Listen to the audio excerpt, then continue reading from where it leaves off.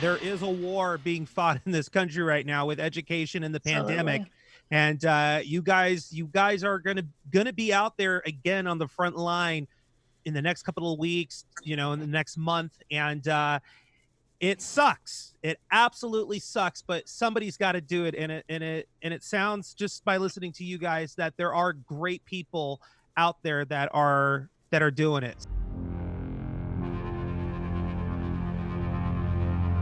Well, hello, everybody. It's Kevin O'Neill and Andrew Caravella, and it's Kevin and Andrew Have a Podcast Show, season number 9, or episode 9, rather. Spirit 9. fingers, good for you. I'm getting them down, boy. I don't know what's going to happen when we start getting all these other episodes, though. I'm running out of fingers. I can't use. You got to use your toes also. I That's disgusting. I have wooden legs. My toes. How you doing, Kevin? It's another week. I know. Another week has passed by. We're getting into this thing here. This podcast is going really good. By the way, I want to congratulate you. Oh, thank you for. Have you seen the stats? I tried podcast? I really stopped looking at stats a while ago. No, it causes too much anxiety in my life. We got like 2,500 listeners and followers and all sorts of stuff. Oh my gosh, that's amazing. It's kind good. of like people like us. I know, it's crazy. I mean, there's so many podcasts out there you can listen to, and ours is not really specifically based on, any particular topic. We're kind of shooting pop culture. Pop culture, yeah, but we're doing a lot of, music, and I guess that's pop culture. All of it's pop culture, but I'm glad we're not doing one specific topic, because I know a lot of people do it and they just decide to be on one specific topic, but I like being able to talk about everything that we talk about. Right. I'm trying to encourage people to actually tune into every episode, because sometimes that like one topic kind of thing for like the whole thing, you skip around on episodes, and it's kind of cool if our audience grows with us and follows like what we follow, I agree. I think it's wonderful. And, so anyways, talking about stress and anxiety, I told you I was getting a massage this week. The massage place convinced me to get cupping done. Do you know what that is? Is that where they take the cup thing and you get all the red dots and stuff? Yeah. Oh, and how was that for you? Amazing. Really? It actually works. I'm telling you, it actually works. Now, you're not afraid to go get a massage, considering that people aren't supposed to be touching you and shaking your hands and hugging you and all this stuff? They weren't. Here's the thing about you. I mean, I know that you're a news reporter and you go out on the field a lot and stuff, and you're out there all the time, and you've been. Are you using a distance microphone? I see a lot of like the people in the news using distance microphones in the whole bit when they're doing interviews. What are you doing? What's your particular forte with this? Yeah, so actually, we're doing more of like the audio, interviewing and stuff, not necessarily on camera. And when it is on camera, there's a boom mic that's off camera, to collect audio and whatnot. But when it's like face to face and you're doing it on radio, you're just recording into an audio device. So right. you can connect a long enough XLR cable with the microphone. You have them hold the microphone, and you just ask your questions. Well, okay then. I'm okay with that. It's kind of weird because, we started this podcast. I mean, you and I have known each other for a long time already. Yeah. And we talked about radio and television before and our experiences with it and the whole bit. And then it's kind of weird how, I guess, sadly to say, COVID-19 is a bad thing, but it was actually a pretty good thing for us because it brought me and you together. And I called you out and said, hey, you know what? People are doing podcasts, and I know that we can do just as good or possibly even better than a lot of these people. I mean, people are taking their phones and doing podcasts now. Yeah. Some of them are doing TikToks. Have you done TikTok yet? Yes. And as a matter of fact, I saw something about TikTok today that somebody who invented TikTok or something, one of these guys, I have to look that up. I saw something about TikTok today. Okay. Some guy who invented it or something was doing something. I forget what it was now, but I'll check into that, and maybe for a future episode or something. It's kind of crazy. Yeah, it'd be cool to have a whole panel of TikTokers. Yeah. So I will say this. I'm excited because, we had the karaoke guy on a few weeks ago. Joseph. Yeah, that was good. Joseph Meyer from, he's Maine.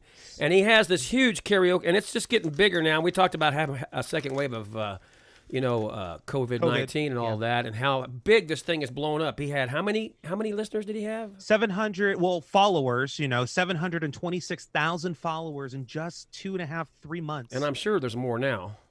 Yeah. And that was probably our biggest karaoke show. We had a lot of people following that karaoke show. It's a huge, all over the world. And I think I'm happy to say we're going to have another great karaoke show coming up. You remember Milli Vanilli, right? Milli Vanilli. Yes, I do. Girl, you That's know it's true. Ooh, ooh, ooh. I love something you. like that. You Yeah. know that song, right? Well, I happen to have connections here, and I've made the connections come true. And we're going to Yeah. actually have a podcast with Linda and Jody Rocco in the future. They You actually, mean the real Milli Vanilli? they're the real Milli Vanilli. They're the ones who actually sing the songs on the Milli Yeah. Vanilli records from the '90s. Yeah. Well, They that's not they really were they lip were backup syncing. singers and did a lot of the harmonies and stuff. And they've taken over the website, the real Milli Vanilli, and Yeah. it's really cool. And I think I know a guy named Drew Seeley, and actually he did all of the vocals for Zac Efron on the first High School Musical. wow. Yeah, that I remember when that all happened. That was a fun time. There's a lot of things going on that just that you don't know goes on behind the scenes and things. And this Milli Vanilli thing will be really cool. Also, we have other things coming on too. I have some people who are doing great Samaritan things like having a. They don't have a food bank, but they go out and make food in their restaurant, and they go out and distribute food to people. Now Who that's need, cool. some homeless and people like that, or people who are sick and veterans Yeah. and things like that. We're going to have those guys on, and girls, and also we're going to do in the future another thing that the arts and entertainment. A lady who books a lot of arts and entertainment for the city of Riverside, which, by the way, is one of the biggest hot spots in the nation right now for the Yeah. COVID-19. That's right. How she's keeping arts and entertainment alive in the industry when when you can't have live bands and live concerts and things like that. What she's doing. Yeah. So we've got Good. lots of great shows coming up, and I'm sure you have some more other guests too that you're talking about. And Yeah, which we'll talk about tomorrow in our weekly meeting. I think you're going to be pretty excited. So, but let's focus on today's show. I want to talk about the children because summer is kind of winding down. we are the children of the world. And we're going to have to get them back into school. But what does that look like? We were so lucky to get a group of teachers together today for a panel here on Kevin and Andrew Have a Podcast. And they're going to talk about their experiences in COVID, going back into March, all the way through the rest of their school year, what's teaching looked like. And then as school is getting back into session, a lot of these school districts throughout the country have already received recommendations on how their schools should be opening up. And schools are making decisions now. This is what's going to happen going forward. So to kind of get an idea what it's looking like in the country for teachers that are getting ready to go back to school, and what that whole mix looks like. So Well, the whole thing too. Orange County has been a real pain for a lot of people in California. A lot of teachers. Oh, yeah. A lot of teachers don't want to go back to school, and the thing is that they're saying that they're recommending for full openings of schools. But as we Yeah. know, Governor Gavin Newsom here in California, and I'm sure other states too, is Yeah. not allowing that to happen. Exactly. Well, yeah, but there are schools like that, that are like, let's just go back to school, no social distancing, no mask. And we don't have anyone from Orange County today on the show because that would be a very interesting thing to look into. But I do know that we have a really good list of teachers. So if we want to bring that panel in now, Kevin, Okay. I will go ahead and just kind of, briefly name who's who here. Are you ready? I'm bringing them in right now. Okay. Here they There all we are. go. They're all coming up. Look at that. Look at that. Okay. Well, first up, we have Tammy. She's a high school teacher from Southern California. She teaches science, actually. Christy, she's a middle school teacher from Texas. And Debbie, special education teacher from California. So we can talk a little bit about special needs also. So that's good. How's everybody doing? Doing well. All right. Okay. Andrew, I'm excited to have these girls here and we have someone else coming in pretty soon. I think he was on, but I think he went away. He'll probably be back hopefully shortly. But Yeah. welcome to Kevin and Andrew Have a Podcast, everybody. I'm Kevin O'Neill, and that's Andrew Caravella there. We're glad you guys are here with us, and we're excited to have you on the show today. And yes, here comes the other person. I'm going to see if I can get him in here real quick. There he is right there. His name is Kevin as well. That's a good name to have. There he Yeah, is let me right tell you there. guys about Kevin. Kevin is actually a social media star. He's a history teacher from San Diego, and he has, I think, like over 2 million likes now on his TikTok page. So yeah, he's I guess he's the popular one or the favorite teacher, right? Every student has a favorite teacher, so Kevin must be the one. Somebody's gonna have to turn their background music down there. Got Yeah, I something think he's going on. moving right now. So Yeah, sorry guys. I'm actually in a teacher hype house right now for TikTok. So we just got to Northern California and we have started the shenanigans. So I'm gonna that's go outside awesome. out here. So a teacher house, it almost sounds like a fraternity instead, you know? Feels like it for sure. Except we've got, we've got Gary Brooks is coming. We've got some of the biggest TikTok teachers out there that are gonna we're all like coming together. It's like a group now. It's pretty cool. All right. So for Kevin and the rest of the teachers here, I want to just kind of get into the questions, and then whoever feels like they can just hit it first with how you feel about it. We'll just kind of keep it moving here. So the first question that I want to ask is, tell us what it was like actually teaching during the pandemic. Like, how did that all what did that start to look like to you? We'll let Christy go first. Go first, Christy. Okay. Can you hear me okay? Yes.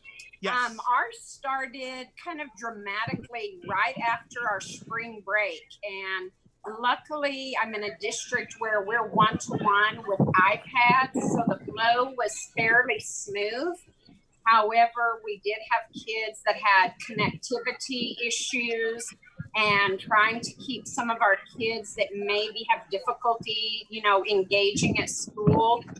So, getting in touch with them and making sure that they were doing what they needed to do. That's where we had our most difficulty. Okay. Tammy, how about yourself? Yeah, for me, the transition wasn't hard because I already do a lot of things online with the students. That's a great way to communicate with them and to keep them on task. If they're absent or whatever, they can have access online. So for me, it wasn't that hard, but I know for many teachers, it was very hard. I'm over our life science team, and some of them really struggled with that. And I know it seemed like the kids that always do their work, those were the ones doing their work, and the kids that don't do the work, don't have support at home, not doing the work. It was not a surprise to know which students that you needed to reach out to. What about you, Kevin? What did it look like week one going into COVID and having to do social distancing for your students? Yeah, so I am being a younger teacher. I had already kind of integrated, we used Google Classroom, and I integrated everything online before we even kind of went into lockdown. And the only big transition was they didn't really have me anymore per se, because I'm the teacher that is dancing in class, is doing weird accents and singing and playing guitar. And so a lot of that, and then just the little nuances of seeing a kid and maybe even just seeing the look on their face of them not understanding something, and being able to address that right away was something that we couldn't really do online. For the most part, I am in a school that allowed us to have 1-to-1 ratio for Chromebooks, and so we were able to use the online. Didn't really hurt us. It was just the lack of social interaction. And Debbie, you're a special needs teacher, special education. So what did that look like, going into COVID? How did that change the way that you did what you do? Oh, we can't hear you. I believe she's muted. Still muted. She might have to unmute on her end.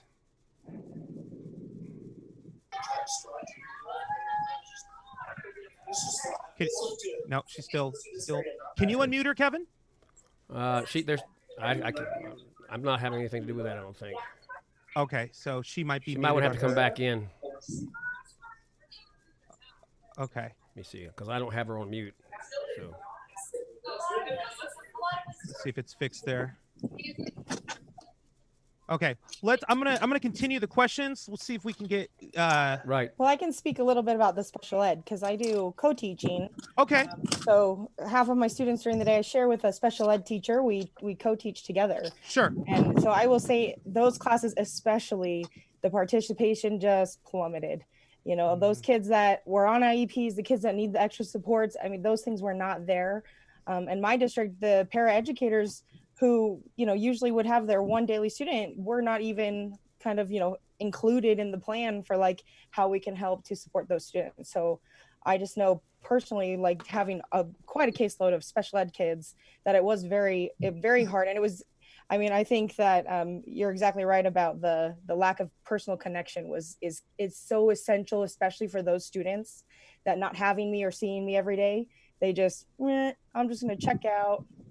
Yeah, and you know, I think that's bad because there's been a couple news reports that have come out that going like for math, for example, kids are now showing that they're at least 7 months behind since COVID. I can't even imagine what it looks like for kids with special needs, you know, and then here we go back into school and it's like it just seems like it's going to get harder and harder for students, not just special needs, but kids in general going forward. And there's just going to be this learning, this massive learning curve.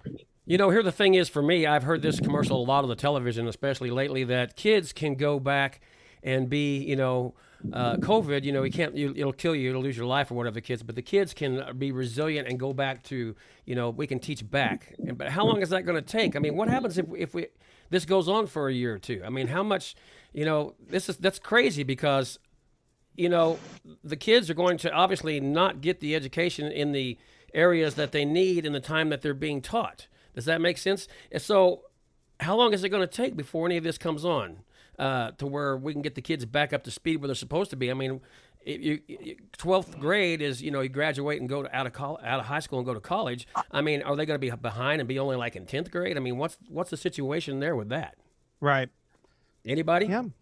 I think it's going to be tough to get everybody caught up, and especially for many teachers have high student to teacher ratio anyway, you know, so we're going to have to start looking at having smaller classes, getting those kids individualized instruction that are falling behind, because I think probably the other educators on here will agree that the ones that are struggling are the ones that are struggling whenever we're at school with them on a daily basis. And then when they don't have somebody to motivate them at home, or they don't see our smiling faces or have us, you know, after them, then, you know, at home, they just kind of shut down completely. So it's very concerning. I typically work with dyslexic students, and my kids, you know, have difficulty with reading and struggle to comprehend in some cases. And so I really worry about them because I can't be with them physically during all of this. That's just amazing that I can't believe, you know, that they'll be so far behind. I mean, I believe that they will get far behind, and I realize it's a scary situation. Debbie, can you hear anything now? Or can you see? Can you speak? I can hear. All right, great. Can you hear me? Yes, ma'am. Yeah. Yay, Debbie. I think it was the earbuds I was using.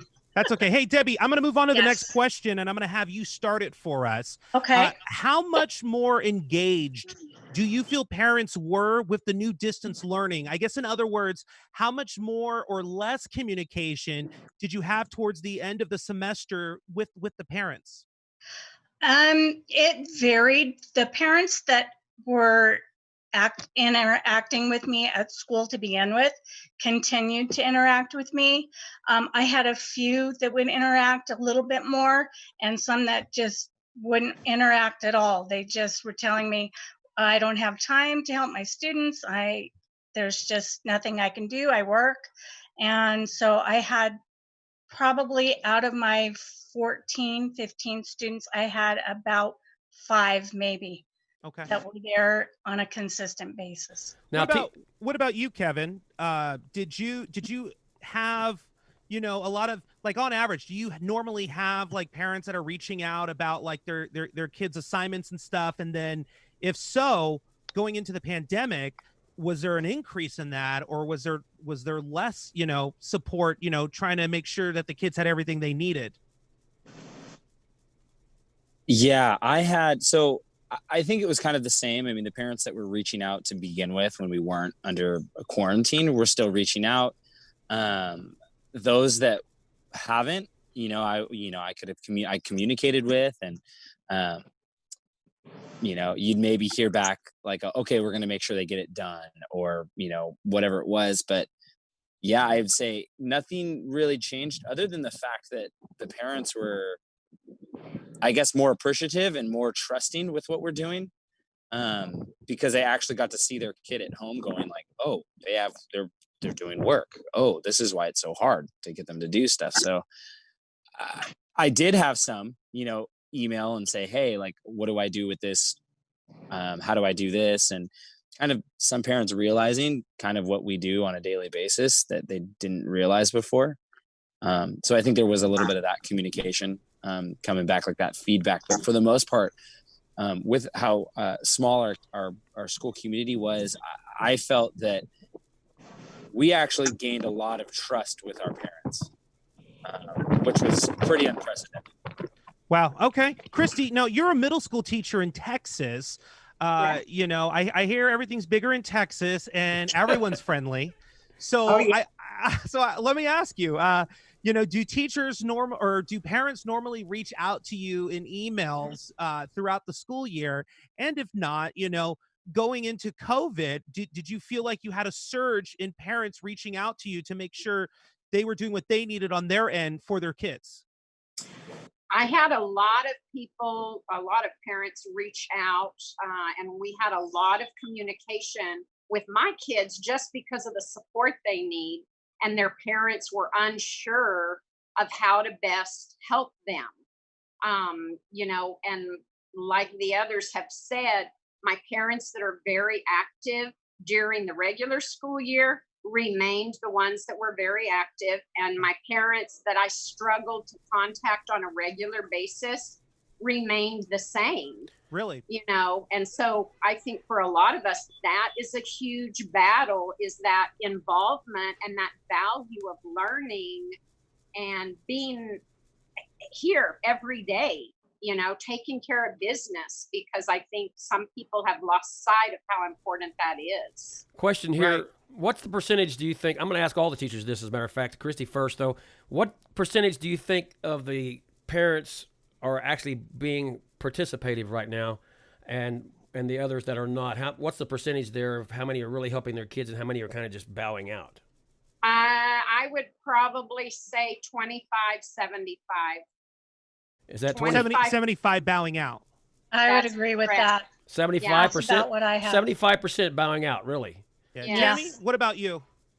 I teach, I'm over my department, but I teach the kids that we, would call our struggling kids, our lower, we have quite a lower income, I don't know, in the area that we're at. And so for me, I generally don't have a lot of parent communication anyway, maybe 3 or 4 emails the entire year is what I'll get. And it's, like one of the emails this year was a girl because it was a principal of one of our sites. So mostly I don't get a lot of parent communication. I would say I got just about the same parent communication during this at this time. So, I'd like to just say out there, I know that all the parents and all the teachers, we all care, right? We all want kids back in school. We all want them to be with us. We want them to be in person. But I think that it's pretty poignant that at this point in time, we are highlighting this achievement gap. This achievement gap isn't new. This achievement gap didn't come because COVID is here. It's definitely exacerbating it. It is making it worse. But there's so many things that we could have been already doing to address these things. And I think that parent participation, and she said it, that lack of caring for learning or caring for education, or the lack of families putting value on education, is a really tough battle for teachers. And so anything, I'm thankful for this opportunity, like with COVID, to say like, yeah, this has been a problem for a long time. And this is how I've been trying to address it. Guess what, parent? It's time to step up. Tammy, if you're being successful, we need you. Tammy, going forward, what do you think as a teacher your biggest struggle is going to be since, COVID now? What do you think your biggest struggle is going forward? For me, I think it's more there's different conditions that I have to handle now, like the condition that I'm not going to be in person with my students. You know, California announced this week we are distance learning until your county off that watch list. I'm in San Bernardino County, where I feel like we're never going to get off that watch list. And so at this point, I'm approaching these same issues of inequity that I have every year, but I have to look at it a little differently. You know, I have to look at it through this lens of being online and trying to connect personally with these students without actually physically seeing their face ever. You know, like that's probably to me like the biggest challenge for me and my team is looking at how do I get to know 180 students and what their abilities and their capabilities are when I can't see 30 or 40 of them, you know, at a time. Yeah. Kevin, what about you? What do you think your biggest struggle is going to be going forward in COVID?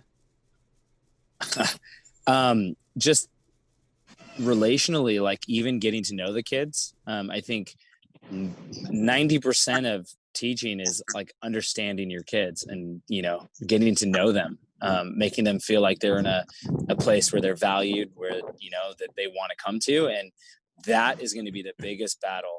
I had a student join in the fourth quarter last year in COVID, and wow, I barely know him. And it's one of those, that's going to be the biggest hit going back fully online. Yeah, I think it only worked, and that is being very liberal with the word, being very generous, that it worked online was because we had almost a full year of building relationships and establishing you know, routines and getting to know these kids, and starting the school year off that way is going to be a nightmare. It's a whole different beast. Okay, let me ask this. I'm going to ask the major question that everybody's asking right now. Of course, Orange County's been shut down. They want their kids to go back, and San Bernardino County, of course, is shut down, and they're going to do distance learning. And I know that I think Ventura's doing, you know, and I'm sure Christie in Texas. I'm not sure about how many counties are shut down and doing distance learning and the whole bit. But my question is, this is the question that I've seen so much from so many people: is how many are you guys afraid of actually going to teach and getting the virus yourselves? I mean, do you feel like you're putting yourselves on the front lines? Because I have a couple of people I've seen that teachers are crying because they don't want to go back and teach because they're afraid of getting the virus. And supermarket people have been working on the front lines the whole time, and they're comparing the two. And how do you guys feel personally about all of this? Christy? Well, for me, my main concern, I want to be in my classroom with my students. But on the other hand, I have a precious 2-year-old grandson that I am blessed to be able to keep a couple of days a week since I'm semi-retired. So my biggest concern with COVID is me being exposed and then exposing my grandson. You know, because I have taken the stance from the beginning that if I get it, I'm going to get it. I could get it going to the grocery store to get a gallon of milk. I could get it from pumping gas. You know, I want to be with my students, but then also I have a lot of people in my life that I need to try to protect them as well. Yeah. What about you, Debbie? Same question. I have more concerns about going back into the classroom. Because I do special education, my kids have trouble with distance. They are hands-on. They like to work with manipulatives. And all of that will have to change when I step back into the classroom. Plus the fact that they forget about boundaries, just personal boundaries. And so because of that, I think I would be more susceptible to getting COVID because they will touch everything and everybody. They will pick at their nose. If they're wearing a face mask, they'll put it on, they'll put it off, they'll share it, they'll do all kinds of crazy things. And so for me, yeah, it's an issue to step back into the classroom. Tammy? Yeah, I would just say that comparing us with a grocery worker is not a fair comparison. No. I go to the grocery store, and if there's a worker, you know, we walk right by, we're wearing masks, we're not touching each other, we're not even talking to each other.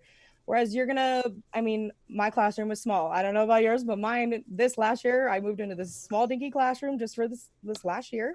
And having even 30 kids in this small room with me, is a lot. And so you're going to put me in one room with 30 kids for an hour, and then I'm going to get another 30 kids, or even if you half that, right? I'm still going to be way more exposed. We're breathing the same air at this point, right? The virus can travel in those little air, like water particles, and so that is just us being exposed for hours and hours. And so I just, to say that we're, like, oh, the grocery store workers have been working, yeah, but they have much other measures, right? And I don't know about you, but I wouldn't keep my mask on with my students. Yeah. I need them to see my face. I need them to see what I'm doing. And as much as the school might say, hey, you got to put your mask on, I know it'd be off. It would be no question to me that we would not be able to keep masks on. We would not be able to maintain those protocols. See, I saw I saw that with every teacher, Andrew. Did you see that? That's now, I will not be able to keep my mask on. And they're all going, no, I'm not going to, you can tell. Yeah. What about I would like to keep it on, I know it's going to end up coming off. Right. What about you, Kevin? Same question. So, I mean, I agree with my fellow teachers, but I am actually kind of on the other side of it, of like, you know what? Maybe it's because I'm young. Maybe it's because I'm really healthy. I don't really concern myself with, if I get sick. I'm also single. I live alone. So that's also, I can quarantine. I do understand the risks. I'm not just like, oh, hey, yeah, go do whatever. But, and I do understand that comparing grocery workers, while yes, they have been on the front line, and like they're providing an incredible service for us. We continue to eat, we continue to live, right?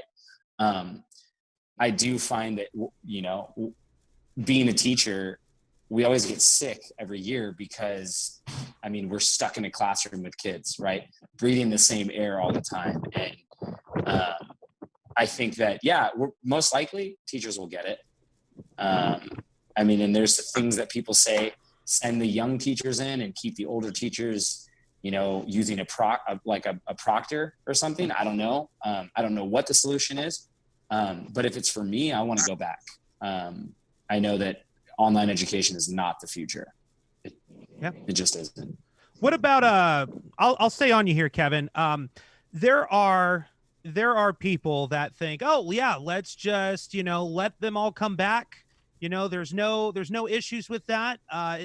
Everything needs to get back to normal. Even the president is saying that. Do you have fellow teachers or educators that actually feel the same way, that have been vocal about it? Like, let's just bring everybody back.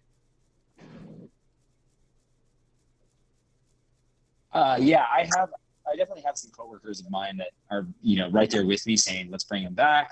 But then I have some others that, have pre-existing conditions that legitimately have not left their house for 3 months. So, understanding those needs, understanding those concerns, it is a fine line. There's not really a clear solution currently, because right. You have people like me that are like, you know what? I'm willing to risk it because I am less at risk of giving it to my family or those that my loved ones, because of my specific living conditions, versus some of my coworkers who married, kids, have a pre-existing condition and could easily get terribly ill. Right. Okay.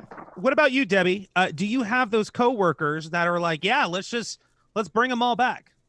I'm not aware of very many that feel that way at this point. I think most of them are, even though they realize that distance learning is not our best option, they do feel that it is important at this point, because we do have so many cases in our area. They feel like the safety of our students, that's the most important thing. Our safety as teachers is the most important thing.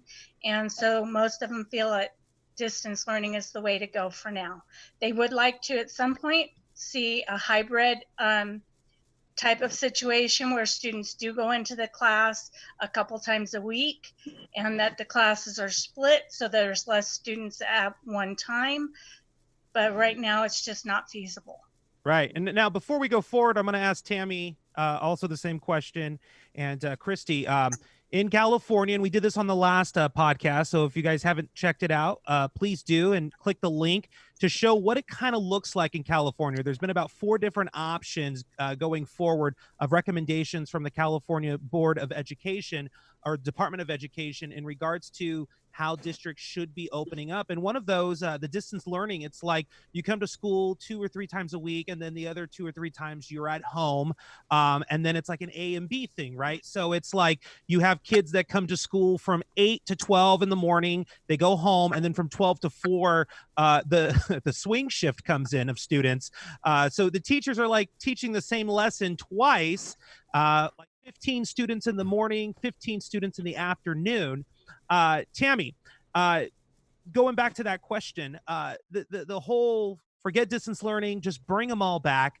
Do you have fellow teachers that have suggested that or feel that way? And what do those discussions look like? Yeah, I mean, we definitely have teachers that are being very vocal about saying we want to go back. This is, we need to support our kids.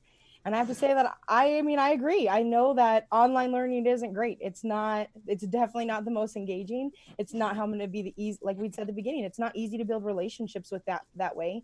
And any good teacher knows that is how that's your currency, is that relationship with that student. Right. And Chris, to me, it makes me feel a little sad, right? That there's teachers, because what I ask, my whole thing is, so if I get a kid that tests positive in my class, my whole class is going to be shut down for 14 days. That's right. Right. And so how do I get to move forward? How is there any normalcy there? I just feel like we don't have the guidelines yet, and we don't have the treatments that we need to be able to fight this yet. Right. I believe in Southern California, there's a school district, Rialto, and I believe they're rolling out that if 5%, or I believe this is from the state of California actually, but I do know Rialto is bringing them back. But like 5% of your students in the school.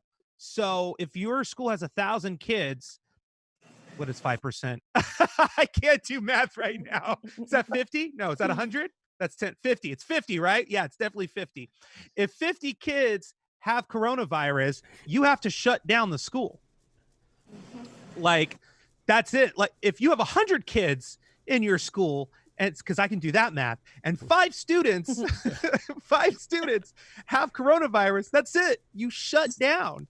Does anybody want to take Andrew back in their class and learn anything? So bad when I try to do numbers. He needs my class, Andrew. Probably, more than likely.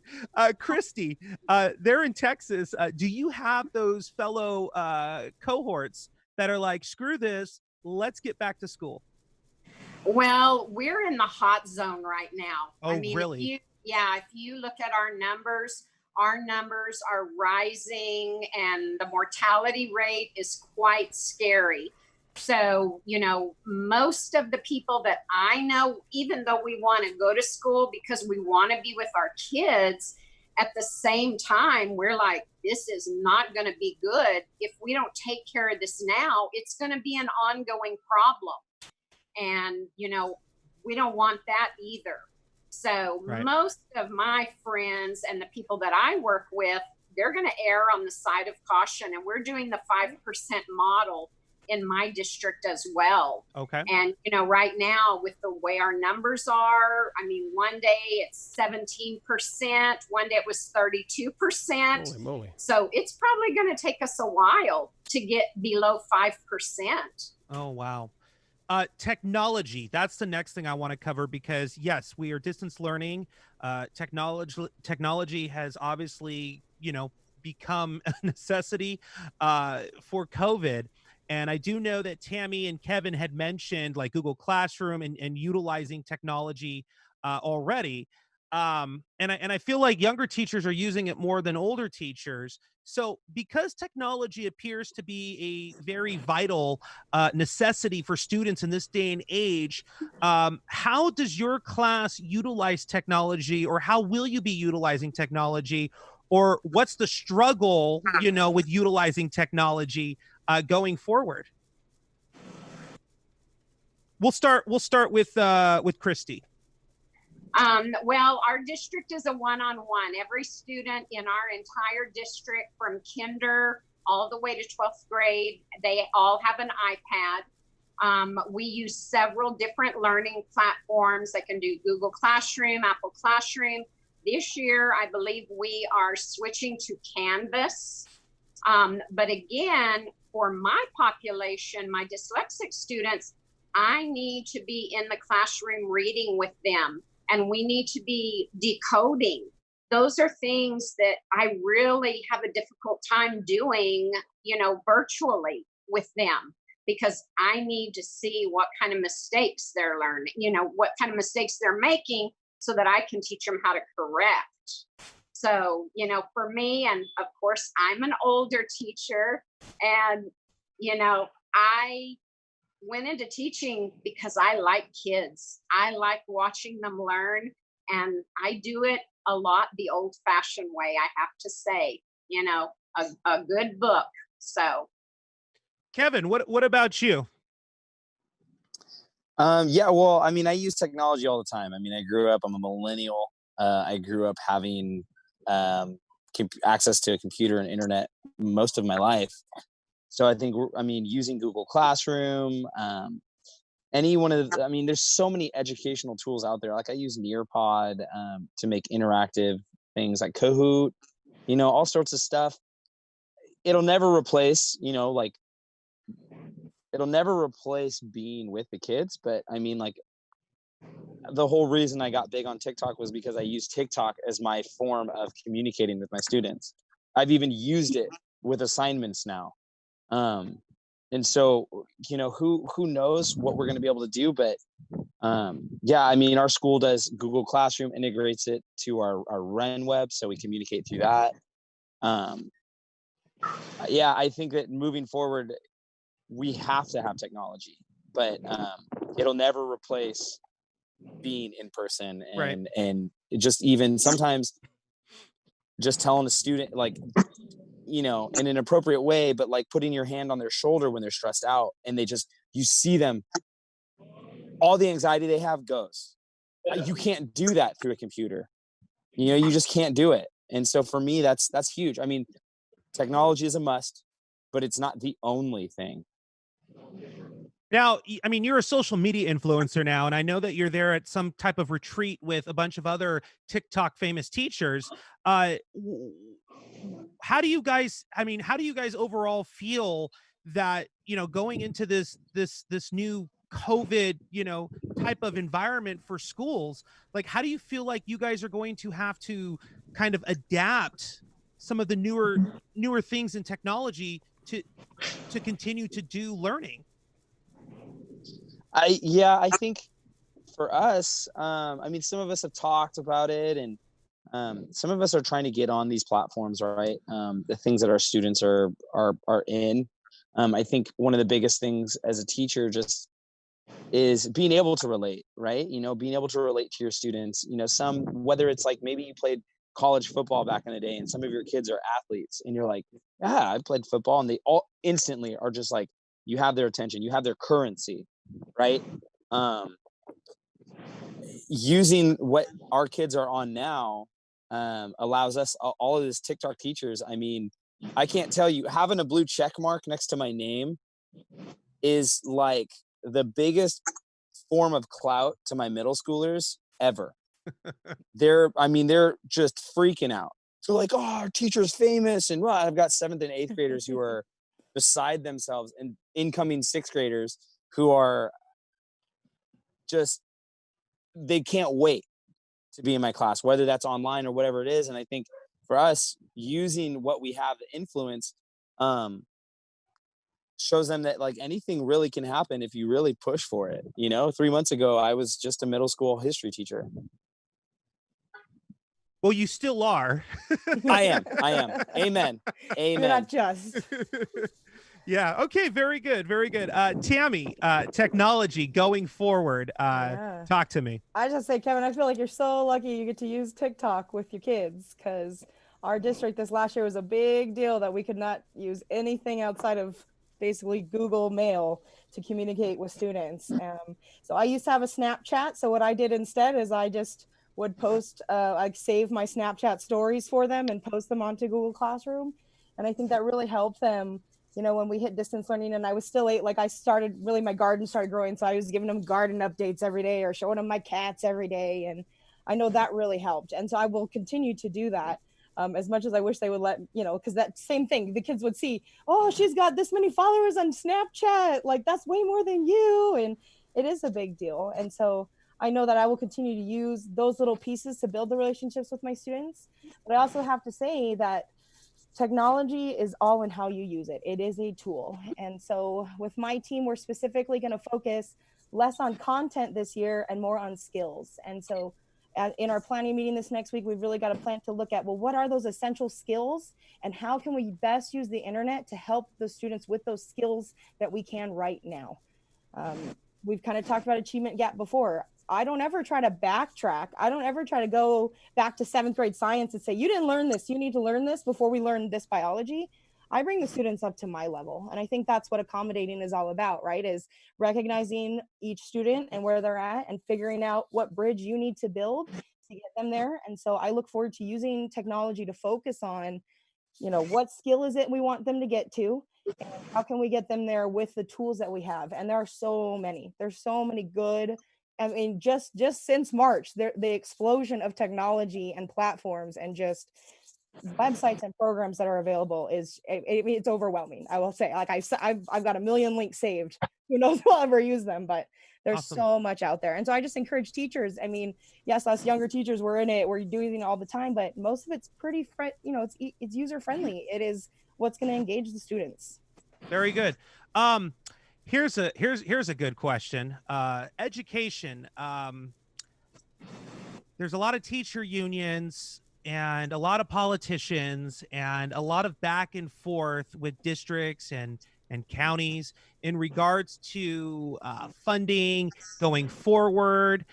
It's dramatic. It's dramatic. The way education is being discussed and criticized across the board. Both liberals and conservatives have their sides of why education is failing. But you guys are the teacher, so you tell us. Is it political or does it go much deeper than that? I want to start with Debbie. I think it goes much deeper than that. And when I work with my students, they can say that my students aren't learning. But when they look at the tests and things that my students are responsible for taking, it doesn't take into consideration that they have so many difficulties with these tests. My students will look at the stories that are presented online for testing, and they look at them and there's too many words. They'll say, I'm not reading this, and they'll just click an answer. And so a lot of things are not addressed, and they don't take into account a lot of things that are actually happening in the classroom because they're looking at tests only a lot of times. And so there's a lot of political things that go into it, but there's also other issues that they don't always see. What about you, Christy? I think it's much deeper than just politics. I think, as we talked before, the value in education, we've got, you know, so much going on in society that, you know, maybe sometimes education is just not a high priority. And that definitely trickles down. I know last week, Kevin talked about, you know, if he got in trouble at school, that was only the beginning of his worry. And nowadays, it's not that way. You know, people want to know, well, what did the teacher do? What did the school do?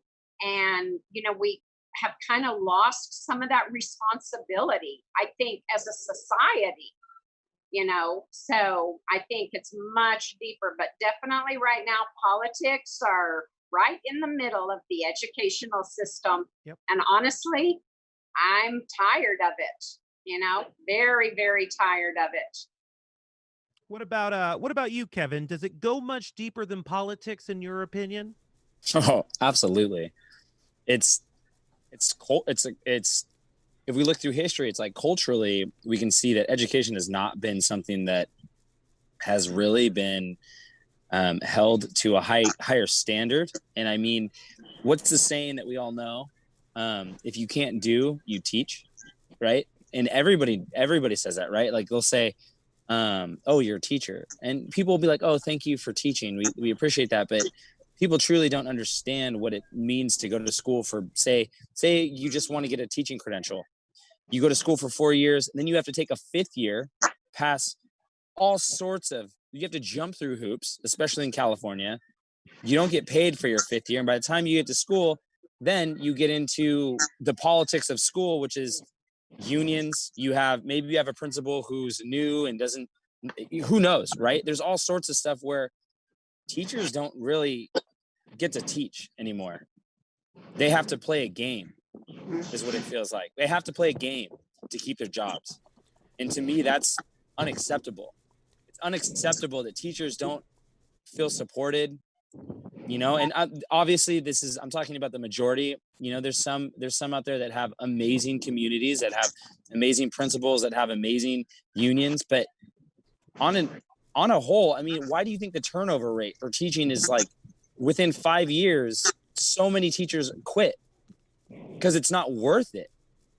They're like dragged through the mud and then they're spit on.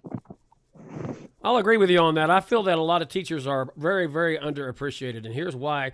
Basically because back, like I was telling last week on the show, as Christy mentioned earlier, when I was a kid, you had to have a lot of respect for your parents. You had to have a lot of respect for your teachers. You had to have a lot of respect for people in general. And if you got in trouble at school, then you went to, the principal. And and then if your parents found out that you went to the principal and got in trouble, you would get definitely in trouble at home. Kevin, let me ask you this question: how do you feel about that now? I mean, I know that doesn't happen now. They've gone away with, when I was a kid, you used to get SWATs in school, and the kids were disciplined a lot better. And in my opinion, I feel like that they learned a lot more back then than they do now. How do you feel about that in your situation, since you are the younger one here, the millennial? How do you feel about the discipline in schools today? Kevin? Well, I mean, I kind of think of it cynically, I guess, like as some of my students would think. And I would say, like, man, if only students knew that we really couldn't do anything.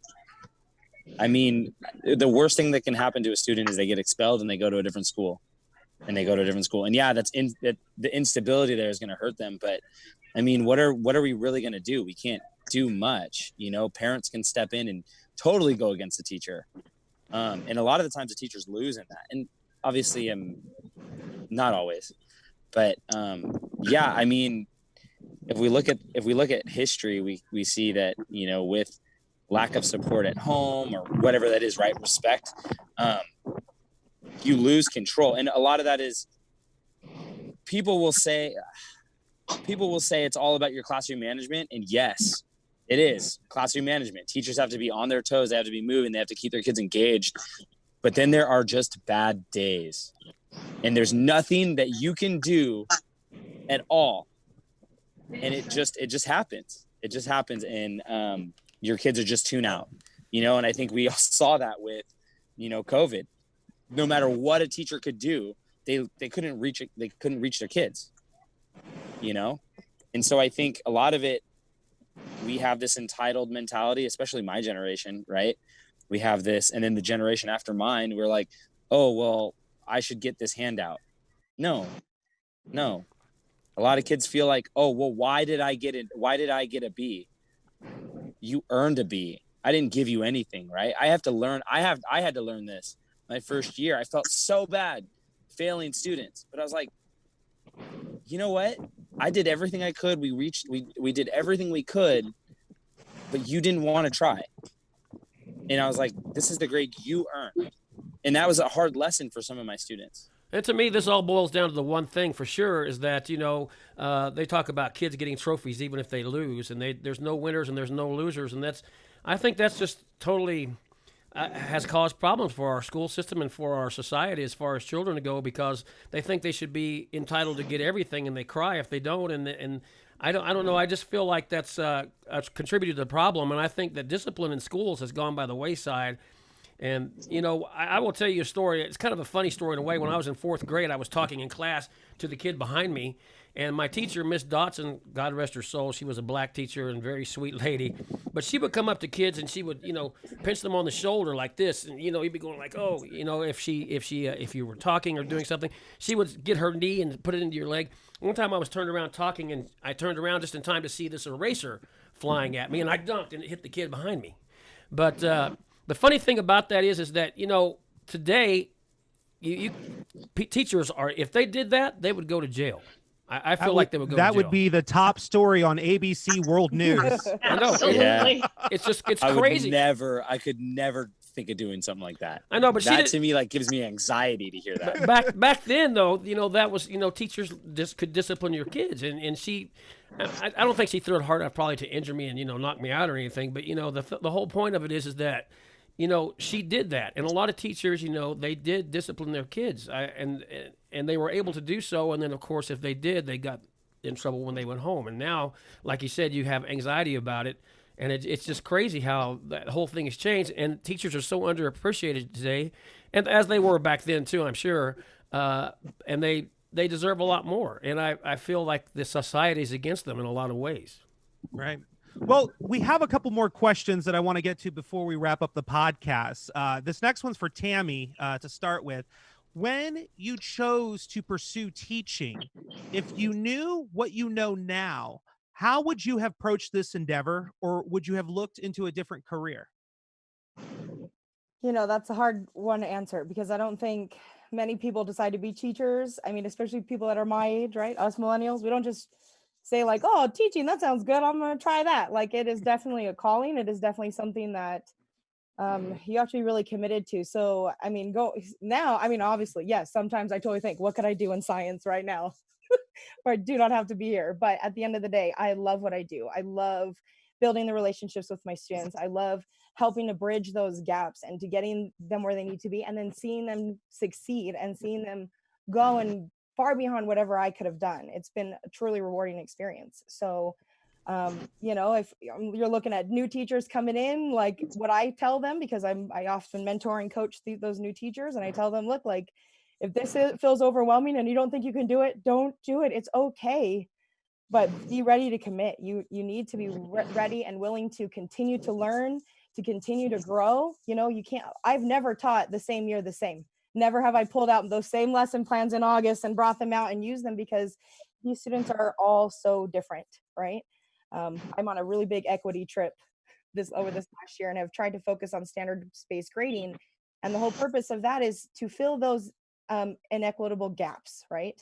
You know, we are also a one-to-one school. All of our students have Chromebooks, but that doesn't mean they all have internet at home with which to use that Chromebook. And I don't think equity is just saying, look, we gave you a Chromebook, now you can do it. I also had to make sure I can go out of my way to provide that education no matter what's going on and no matter what's happening. So I know at the end of the day that my teacher efficacy, as much as I believe in my students and the expectations that I set for them, they're gonna rise to that, and I'm gonna do everything I can to rise them to that. You know, I used to be that teacher of like, well, you gotta be, and like that's it. But I've been really looking at these standards-based practices, and my team has been working on helping those students to feel that at the beginning of the year so that it can continue to be successful later. I would just encourage like any teacher who feels that way to look at your practices and look at like, okay, well, what are you doing to those kids? How are you setting up the game of school? So for example, I got rid of all points. We don't grub for points in my class anymore because I found points to be an inequitable grading policy. Not a great way to grade your kids. Just like Kevin, I'd like to speak to those punishments, right? Those punishments generally are not equitable punishments. They're not things that are, you know, hitting a kid. Did that really correct your behavior? Or were you doing it again the next day? Whereas if I focus on some of these practices that allow my students to see themselves and to see their own growth, find that internal grit, that's what I need. I don't need compliant students. I need to set up a classroom where my students can choose to be those learners, can choose to get there, and feel safe doing that. So I know online is going to be hard, but I also know that I can still provide that type of support to my students. No matter what type, you know, however often I get to see them, we can still set up this environment for all students to be successful. Very good. Debbie, new teachers Yes. that want to pursue a career in this brave new world, I guess. The teachers that are basically just graduating college and looking to get their first real-time teaching gig. What is your advice for them? Because I'm sure it's different than it was in pre-pandemic. Right. Let's see. Because we're online, I would say get to know everything you can about online teaching. Make sure that you know your technology. I struggle with that personally. I'm kind of an old school teacher, so I do, and with my kids, technology is not as successful because they need to use a lot of manipulatives, and so that makes it more challenging. So I see this for me as a learning experience as well as for them, because I'm going to have to learn more technology to be able to assist them. So I would think anybody coming in at this stage in the game would have to know their technology and make sure that you do know how to connect with your students. If you're doing special ed like I am, I have already built those foundations with my students. We have already communicated because I have the same kids year after year. So we've already built those and established those relationships.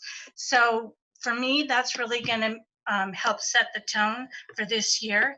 But again, it's all about technology. I'm going to have to learn my technology. Christy, same question.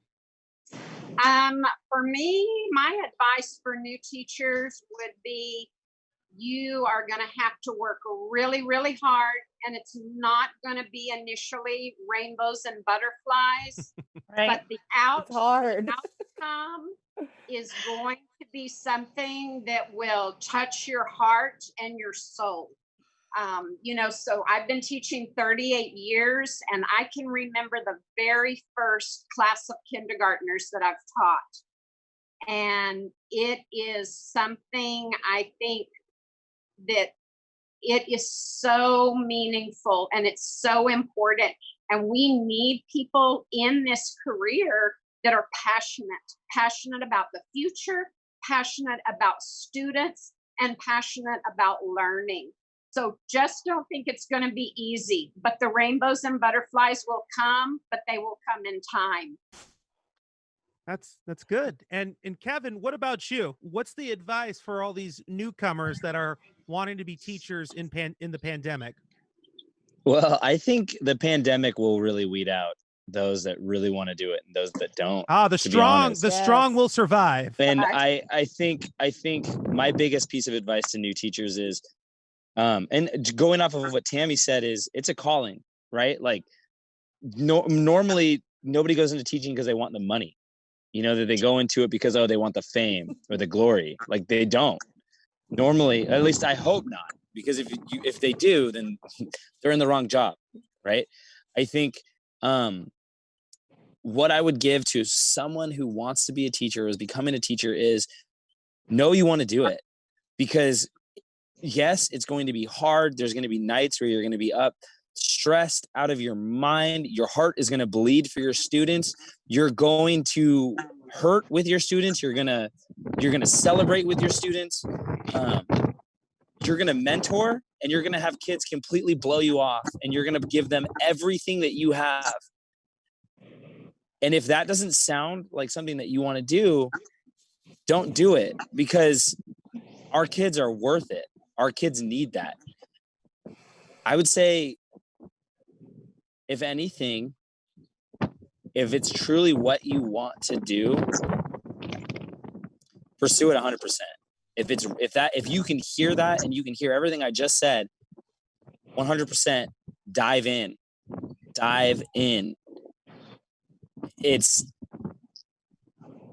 It may feel like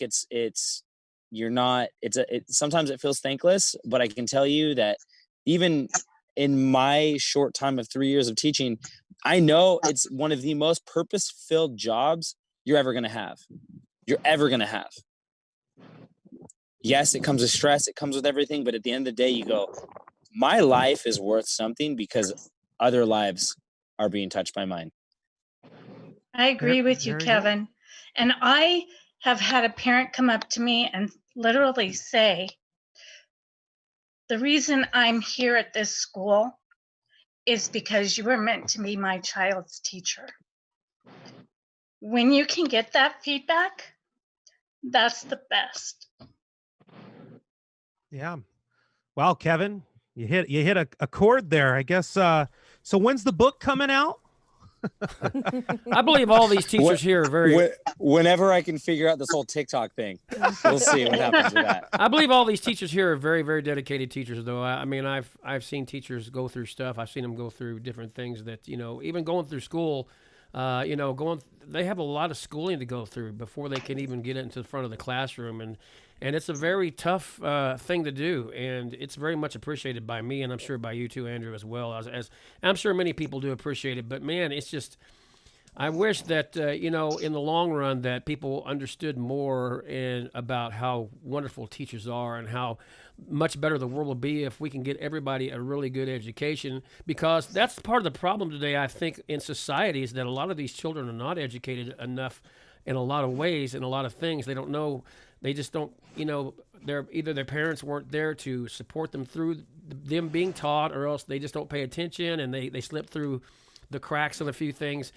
And it's sad to say, but I think that's a lot of the reason why our world is in the situation today, from COVID-19 to the Black Lives Matter to politics to history and education of everything of every kind. That's what our problem is in this world today. We need more good teachers who are as dedicated as these four probably are.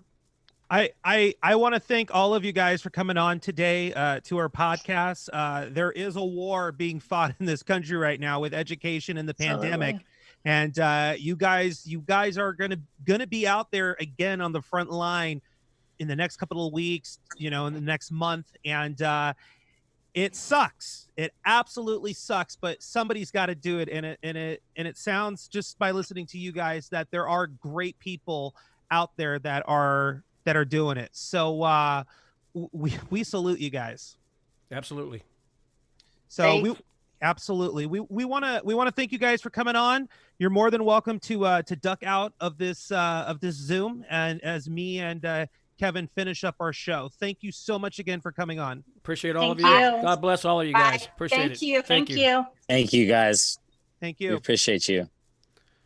Well, there you Good. go, Andrew. What a great thing going on there. How about that, huh? That was awesome. fantastic. I had a blast doing this episode. I think it needed to happen.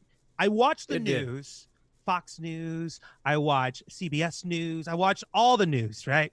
And no one is sitting there talking to panels of teachers. And I don't understand why.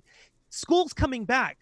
We're talking about teachers, we meaning the media, Right. talking about teachers, talking to education professionals or these academic education scholars, but no one is actually talking to teachers that are on the front lines that are going to have to deal with this. Right, and I'm sure the teachers are nervous, but you heard, as they said, even Kevin, he said, he wanted to get back in there, and I know they all do, but Christy said she had a grandchild, and I know these other people have, probably grandparents, and they have, family. They don't want to be making their family sick. But yet they still have a job, they still have a calling, they still want to teach children, they still want to, they want to be living their normal lives just like we all do. But so many people are underappreciating them for sure, and that's what makes me sad about the whole situation, is that they are on the front lines too. Whether you believe it or not, they are front lines people. But you have to think about how much of they're like, in the pits. They're in the pits of the front lines. They're right there where all the, like Kevin said, everybody gets sick every year.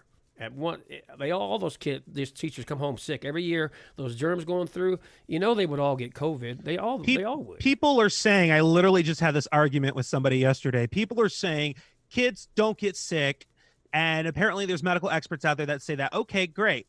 So let me just remind everybody that's listening right now, we are a country called America, and follow me on this.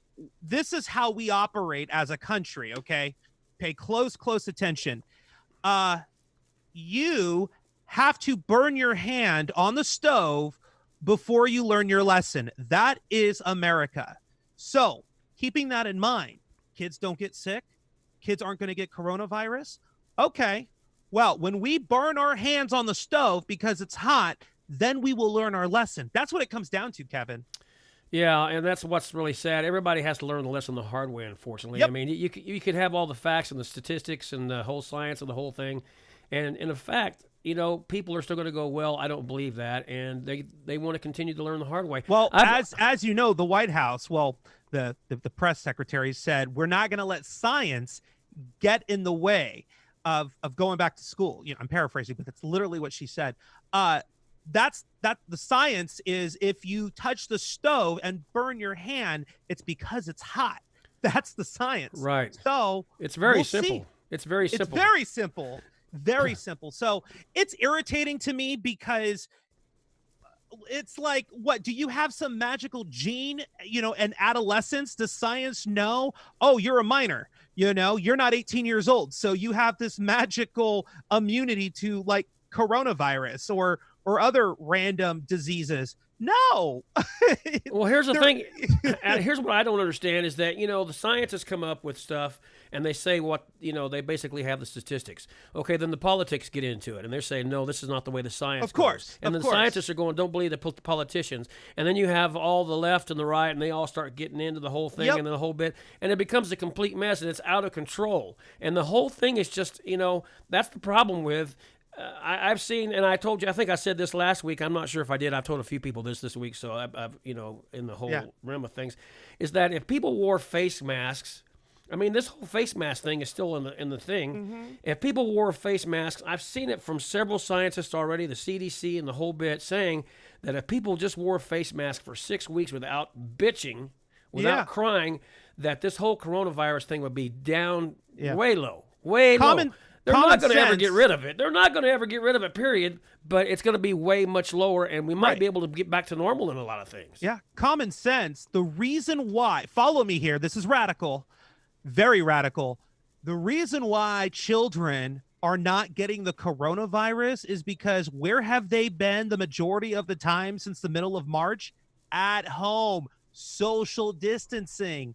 Most of them can't drive vehicles because they're kids and don't have a driver's license. So they're staying home. That's why kids aren't getting the coronavirus. Well, I did get a list from the San Bernardino County of Public Health recently for confirmed cases of children ages 5 to 19 by city.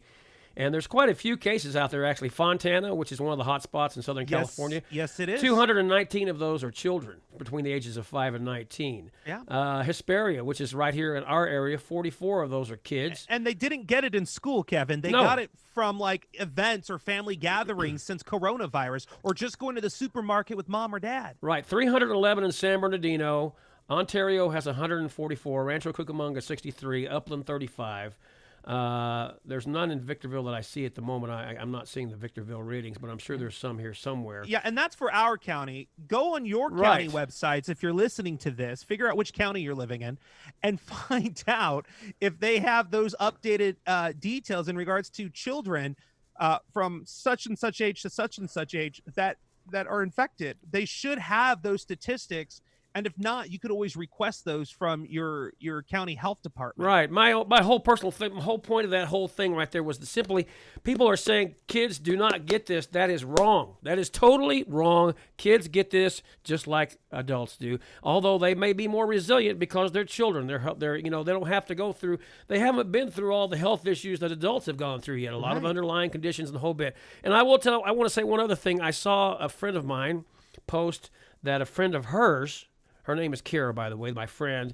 And a friend of hers posted that they had gone to get the COVID-19 test. And they've taken the test 5 times. Five times this person has. First time it was positive. Second time it was negative. Third time was positive. Fourth time was negative. Fifth time is positive. So are the statistics of the COVID virus really actually, are the tests really accurate? that's hearsay, right? We no, need this to is make this is an actual fact. This is an actual result of one person. Okay, but did they actually show those test results in their initial Facebook post? That's what it comes The down person to. that I know did not, but the person that I guess that she knows did, and I probably could get the actual. Yeah, let's get that, because I would love to discuss that on the next podcast if that's the case. A lot of these tests are, a lot of people are saying the tests are messed up, and I believe that they are. I think that a lot of the things the numbers are not proportionally correct in a lot of ways, and of course, there's people that are going to say, they're not as much, and there's people that say there's going to be more. Mm-hmm. So we don't know. The numbers are. This whole. What I guess my point. This whole virus thing is new. We've only been dealing with this for. Really, the whole country is shut down in March, and we've only been dealing with this really since the end of January. So nobody really knows the results of this whole thing right now, and we're still in the very infant stages of this, the baby stages of this whole thing. And of course, the numbers are going to be messed up. Of course, we're not going to be perfect. Of course, we're not going to know a lot of things about the virus and how it affects people, how it doesn't affect people, how many deaths are going to be. I mean, we're doing the best that we can. And we have to go on the science that we have so far, and go from there. I mean, that's all we can do at this point. And with the best that we can in the science, I've decided to just cancel the rest of 2020 for myself, and I'm gonna just see how 2021 turns out, because I'm done. I can't do 2020 anymore. I gave up on it last month. So I'm just kind of hanging out, living in the rest of this year, and just looking for next year. I've canceled Halloween. I've canceled Thanksgiving. Christmas is off the table. I just want to start a new year. I'm over it. Here's also the thing that my feeling in the last couple of months, especially, you can't control what other people think. You just can't. As much as people talk on Facebook, and as much as people talk on Instagram and Snapchat and these other things, and then they're texting and you just can't control. People are going to do whatever they're going to do. And, to me, that's been a really tough pill to swallow. It has been, because I'm used to people being more rational about things, I think, and going, if you talk to them and if you can make sense to them, then they go, okay. But now it's like oh, no, it's this way or it's this way. Right. And there's no meeting in the middle of anything. No, rational's been thrown out the window. Just today, I had a friend, an actor friend of mine who I've known for many, many years, who definitely is not for Trump. Brought up in a very super conservative family. Now he's liberal. And here's the funny part, though, right? Brought up conservative. He has a mix of liberals and conservatives on his page. But everything he posts is like, Trump did this, Trump did that. Shame on Trump. And I finally wrote him today and said, what's the point? Who are you trying to convince? Because if you're trying to convince people that don't like Trump, why? It is what it is. Like, they already know what they know. Are you trying to, and I asked him this, I said, are you trying to convince people who voted for Trump? Because if they haven't gotten whatever you're trying to promote by now, that's not going to sink in, and they're not going to be open to it. You can tell by the comments that no one's open to what he's putting out there. And he is posting actual valid news sites. There's just no openness to what he's saying, or it's mostly just like he's accusing and then they're defending. He's accusing and then they're defending. My third option to him was, are you just doing this to throw fire or throw fuel on the fire? Because if that's the case, I'm pulling up a chair because I'm enjoying it. But he believes he can help be a good person by spreading what he believes to be the truth. And I just sent him a meme that said, you're a good guy, and that's all I can say. Well, I can't. What brought my whole thing on today, Andrew, was that they're releasing 8,000 prisoners out of the California prisons. And the coronavirus, because of the coronavirus, overpopulation in the prisons. Are these people going to be tested before they go out? And are they going to go? I made a comment that they're going to go out. Oh, sure, they're going to wear their face masks and they're going to do social distancing and they're going to stay at home, right? These people are not going to stay at home. They're going to be out and about doing now, things. Kevin, I don't know about that. They've been in prison. If anyone knows how to social distance, it's those 8,000 prisoners. Well, maybe so, but I believe that there's going to be a lot of problems with that issue. And I even saw one person who was against what I said actually suggest that we should change the name of the White House. To what?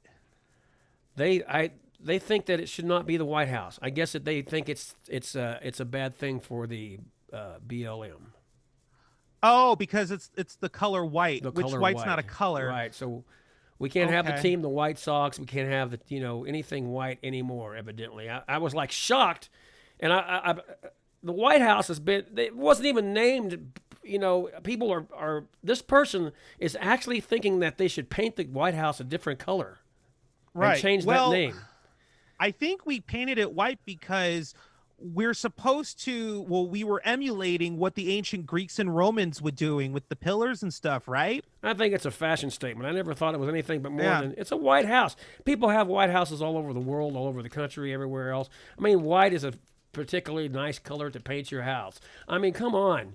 Well, I think white. I think the color white it represents like purity, right, or neutrality or something like that. Maybe Like, I don't know. yeah. But it just makes me sad that somebody Well, would actually suggest that, and I'll you get need into to- that you- later. I just yeah, you need to unfriend that person because they sound dumb. they do sound dumb to me, and I admit it. I admit it. I'm going to be unfriending them because I just think, and I don't normally. I'm open to listening to what other people have to say, and I don't normally delete a lot of people that we have followers on Facebook all over the place. You and I both.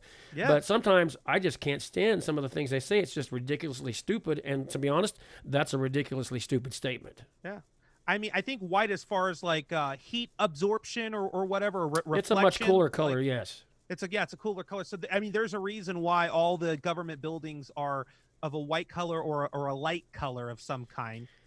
So yeah. But anyways, that was our show today. If you have any comments or questions or concerns about anything that those teachers said, feel free to reach out to us. If you're a teacher and there was something that you want to put your 2 cents in, we'll talk about it on the next episode. And I certainly want to thank Tammy, Christy, Debbie, and Kevin for joining us today. That was some great panel work right there. Absolutely. Thank you guys so much for joining us. Our podcast, you can always email us. We're getting a lot of those now.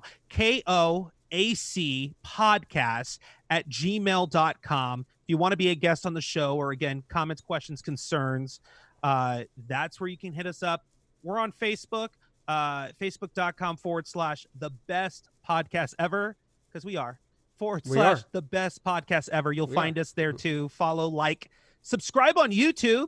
Kevin and Andrew have a podcast. That's all you literally have to type in the search bar and we come up. You Google it. It's all over the place. Kevin and Andrew have a podcast now. It's all over the place. Yeah. Also, guess what? What? We have a Twitter now. We have a Twitter. KOAC Podcast.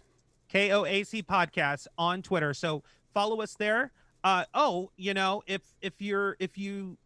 If you drive a lot or you don't have time to look at our beautiful faces, you can always just listen to us on audio only. Spotify, iHeart, Spreaker, Google Podcasts, Apple Podcasts. We're on all of those. We're on all of them. So just type in Kevin and Andrew have a podcast and subscribe. I think I said Spotify. If I didn't, you did say Spotify. Again. Also on KevinO'NeillSoundLabs.com, there's if you go to the podcast tab, you can hear all the podcasts on there as well too. We got it all over the place. And if you're angry with me and you have to let me know, or you just want to follow any social media platform, I'm On Air Andrew. Right. On Air Andrew. That's it. Because I'm on air and my name's Andrew. On Air Andrew. Twitter, Instagram, Facebook. Yes, we would love for you to follow us at KOSCpodcast@gmail.com. Just let us know what your thoughts are about this whole thing. And who knows, if you have a subject or something you want to talk about or an idea for a future podcast, please let us know. KOACpodcast@gmail.com. We'd love to hear from you. We'll see you guys next time. All right, that's again. Andrew Caravella right there. Say goodbye, Andrew. Goodbye, Andrew. And I'm Kevin O'Neill. God bless you. Take care. Number 9. We'll see you soon next week for number 10. Be careful. Later.